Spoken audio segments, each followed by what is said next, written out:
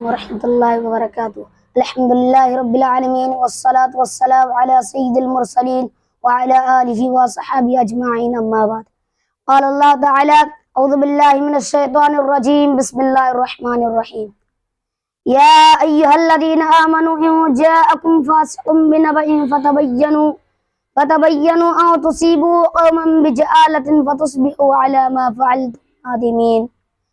صدر محترم، عزیز ساتھیوں، دوستو، میں نے آپ لوگوں کے سامنے سورہ حجرات سورہ نمبر 49 کی آیت نمبر 6 پڑھی ہے۔ اس مناسبت سے میری تقریر کا عنوان ہے چغل خوری کے نقصانات۔ محترم سامعین، نمبر 1، چغل خوری ہمارے سماج میں عام ہے۔ نمبر 2، چغل خوری کے ذریعے دو بھائی کے درمیان، میاں بیوی کے درمیان، کاروبار میں دو پارٹنر کے درمیان، دو دوستوں کے درمیان اور دو قبیلوں کے درمیان جدائی کرائی جاتی ہے۔ نمبر 3، چغل خوری کرنے والے کو اللہ تعالیٰ سے ڈرانا چاہیے۔ نمبر 4، دنیا و آخرت میں چغل خوری کرانے، لڑانے بجھانے کا بڑا انجام ہونے والے توبہ کر لیں، ورنہ دونوں جہانوں میں چغل خوروں کا گھاٹا ہے۔ نمبر 5، چغل خوری کرنے والا جنت میں نہیں داخل ہوگا۔ محترم سامعین، دو رخاپن چغلی کی بدترین شکل ہے۔ اس کا مطلب ہے کہ کوئی شخص کسی کا دوست بن کر ایک کی بات دوسرے تک پہنچائے اور دونوں کے تعلقات کو خراب کرے، ایک دوسرے کو بدگمان کرے۔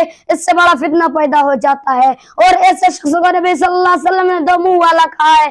یہ ایسا شخص ہے جو ایک شخص کے پاس بیٹھ کر تعریف کرتا ہے اور اس کے پاس سے باہر نکل کر اس کی برائی کرتا ہے۔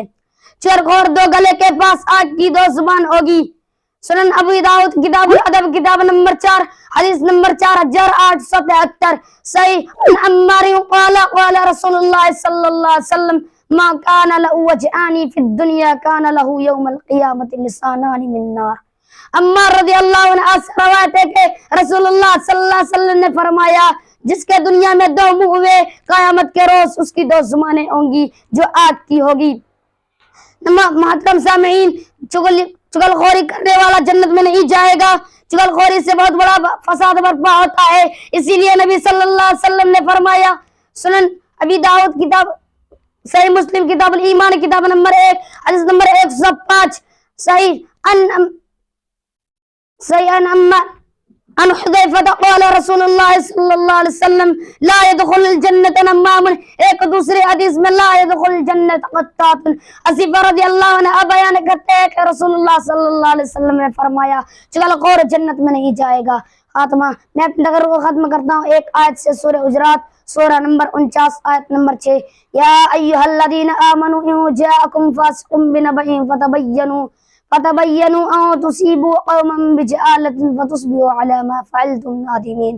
اے ایمان والو، اگر کوئی فاسق تمہارے پاس نافرمانی لے کر کوئی خیر لے کر آئے تو اس کی تحقیق کر لیا کرو، ایسا نہ ہو کہ تم کسی نادانی کو، کسی قوم کو تکلیف پہنچا دو، پھر تم کو اپنے کے لیے پچھتاتے رہو۔ آخر میں اللہ تعالیٰ سے دعا کہ ہم تمام مسلمانوں کو چغل خوری سے بچنے کی توفیق عطا فرمائے، آمین۔ وآخر دعوانا الحمد للہ رب العالمین، والسلام علیکم ورحمۃ اللہ وبرکاتہ۔